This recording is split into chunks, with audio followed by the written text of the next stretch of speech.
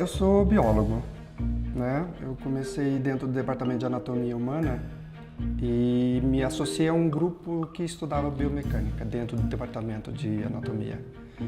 E lá eu conheci uma figura muito incrível, a Kátia Volpe, que aliás é falecida, uma querida amiga.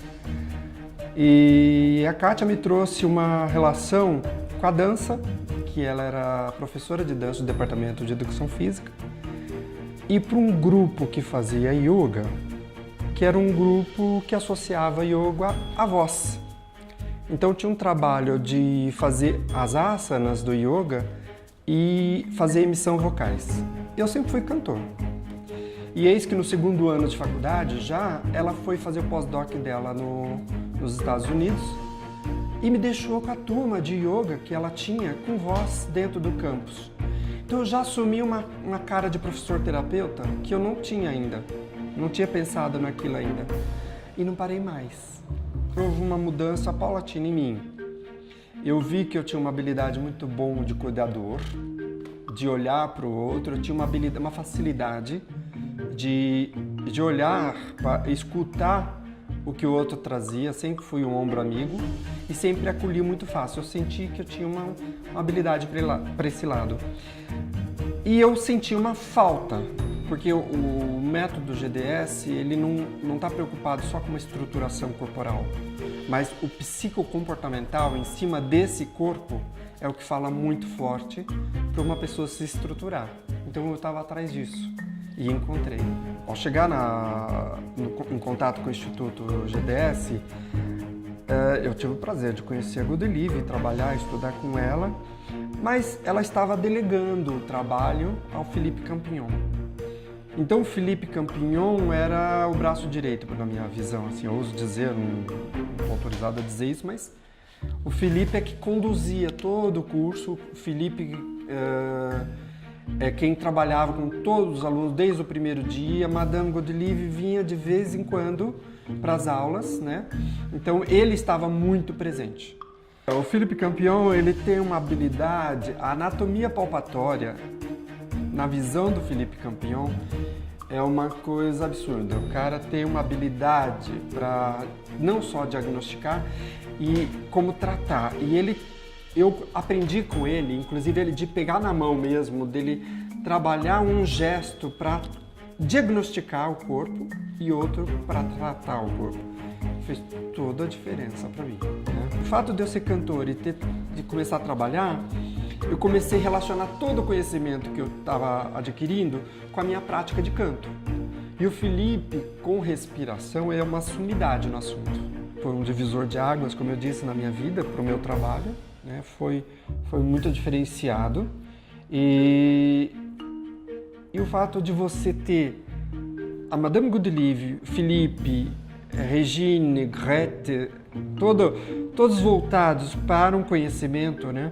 E a Grete, irmã da Godelive, ela fazia um trabalho sobre o psicocomportamental, né? Então, um trabalho fantástico.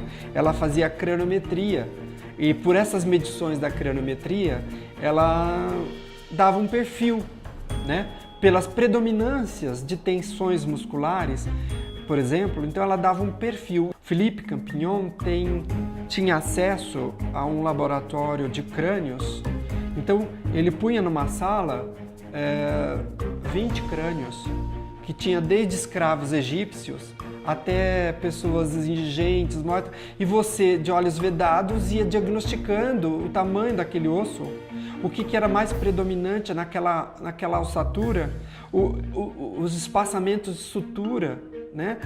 Então era uma riqueza que nós não temos, esse recurso aqui. Então o que eu bebi na fonte foi maravilhoso e valeu muito a pena. O objeto é uma partitura. É uma partitura do Panis Angelicus, em latim, né? Do César Franck, um compositor belga, né? Que é um organista de igreja, na verdade, um compositor e organista. E eu conheci a peça, mas o que tem a ver com o método GDS, né? O que tem a ver foi, no primeiro dia que eu cheguei na escola, no instituto, eu me deparei com um piso que não era um piso firme. Era um piso, eu andando pela sala senti que o piso tinha um eco, tinha alguma coisa que eu não entendia o que era. E comecei a questionar e me disseram, aqui é uma piscina que foi coberta de tapumes, e daí o som que eu escutava, né? Então tinha um som, um eco, uma acústica diferenciada.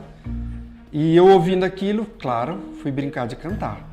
E comecei a cantar sozinho, estava sozinho na sala, estava cantando. E lá de cima, porque imagina uma piscina que foi coberta, mas a casa da Madame Godelieve era no andar de cima. E da janela o marido dela começou a me ouvir, cantando. E aí ele um pouquinho ele desce. Ele desce e vem falar comigo. Ah, você é cantor, você sabe cantar o quê? E foi... Aí ele falou assim, você conhece essa música do nosso compositor? César Franck, por ser belga, ali de Liège, do ladinho de Bruxelas. Ele falou assim, você conhece? Eu falei, claro que eu conheço, eu canto bastante essa música. Aí foi ao piano. Ele, aliás, pediu para trazer o piano elétrico. Trouxeram o piano elétrico para a sala e eu fui, antes de começar a aula, e comecei a cantar. E foram todos os dias de uma prática de música, ou no começo ou no final da aula. Então, e era inverno, a gente começava a aula muito cedo, né? 8 horas todo mundo, pro inverno era muito cedo, e ficava o dia inteiro até muito tarde. Chegava com escuro e saía no escuro e muito frio. Então assim, não tínhamos uma escapatória, o intervalo era cantando, o início da aula era cantando, então foi um prazer. Aqui a sala tinha um tapete, era uma sala bizarra, tinha um pano que parecia um tapete comprido, longo, e eu estava do outro lado da sala e eu fui, não sei se por ordem alfabética, mas eu fui um dos primeiros nomes a ser chamado. E ela, quando me chamou, eu saí engateando. E ela engatinhou ao meu encontro e nós dois nos abraçamos. Isso no encerramento. Como biólogo, eu estava acostumado a ver anatomia em cadáveres. A gente fazia dissecação, né?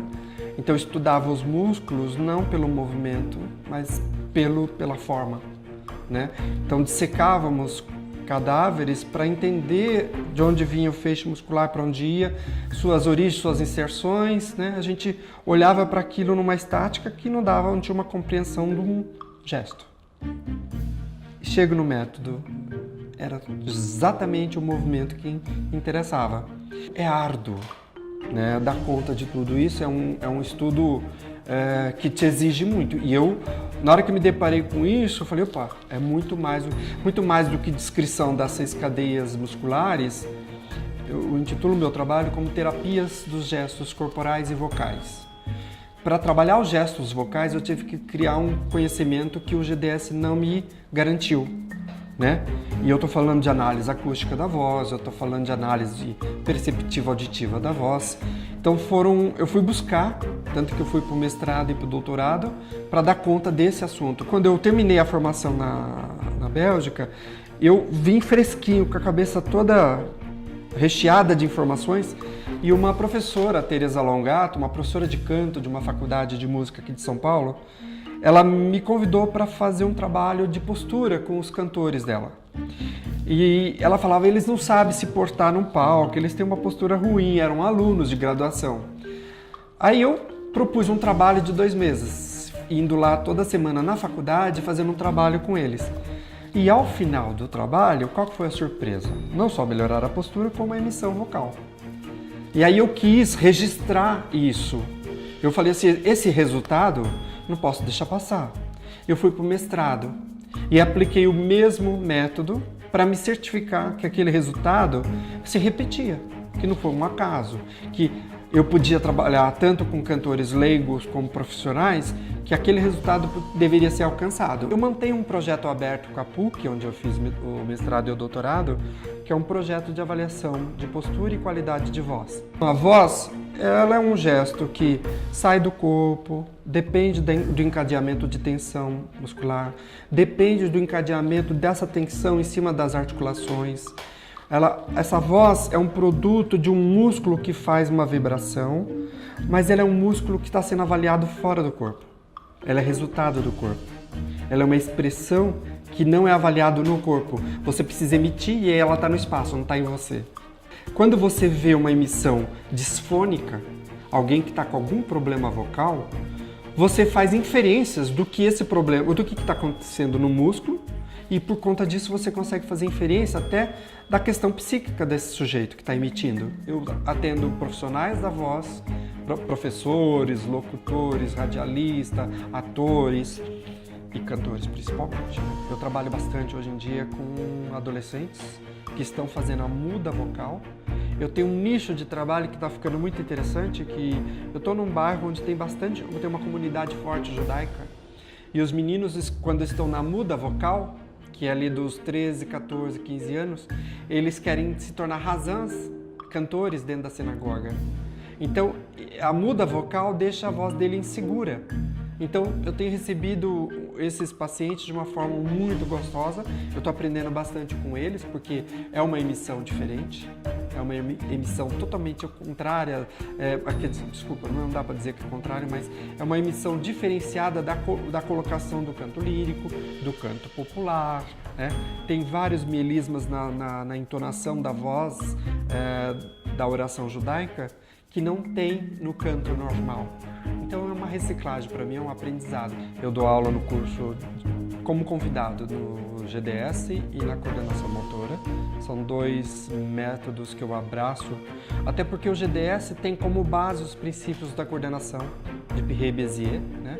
Então a Madame, nos livros dela, a Madame Goodelive, nos livros dela, declara, né, essa base sólida que ela traz do Pirret-Bézier. Então, não há, para mim, um conflito de assuntos, ao contrário, eles são complementares. O método GDS garante uma parte desse conhecimento que é o psicocomportamental, que tem uma avaliação muito interessante no predomínio de uma cadeia. Então, numa cadeia PM, por exemplo, você vai ter uma expressão vocal muito mais forte. Então, são pessoas que têm uma postura mais robusta, né?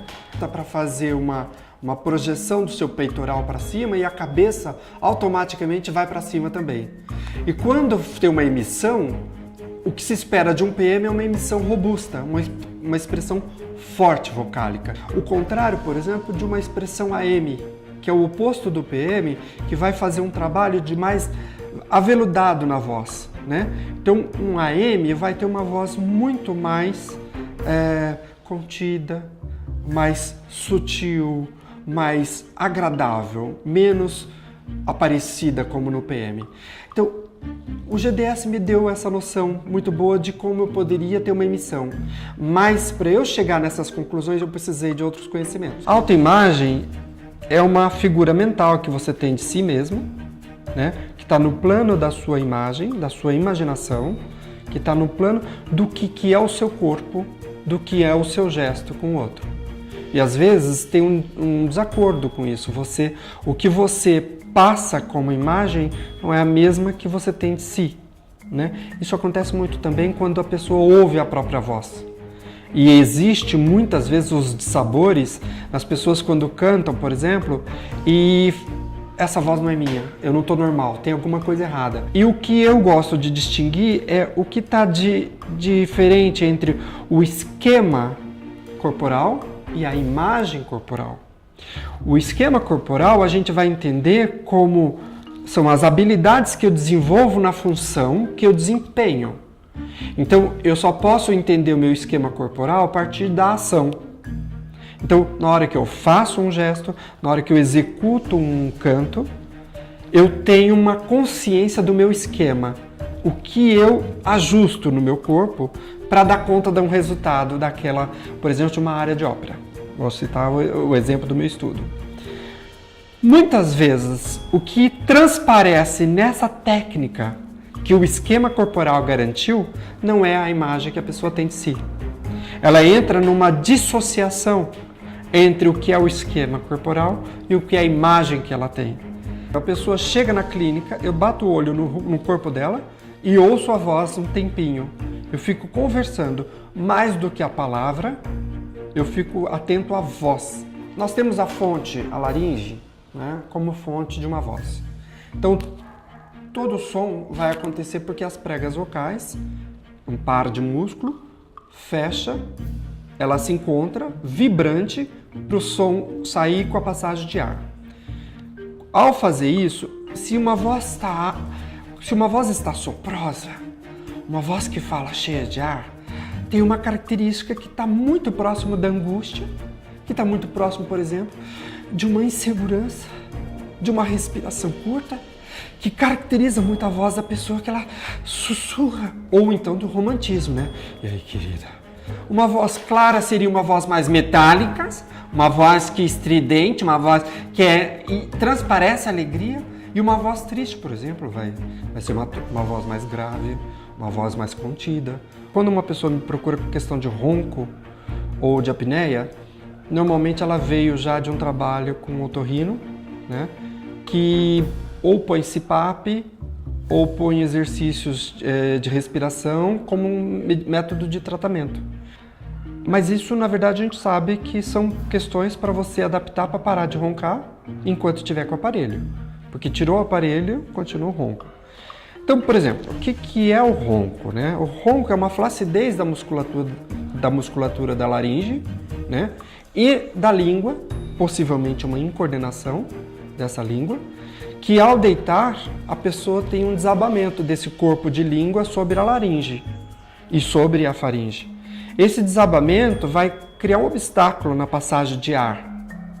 Esse obstáculo produz som, que é o ronco, né? Então, o que eu faço, que realmente ainda não vi ninguém fazendo, é que eu ponho a pessoa para fazer exercícios vocais para trabalhar o tônus dessa musculatura. Fazer as pessoas cantarem é uma paixão.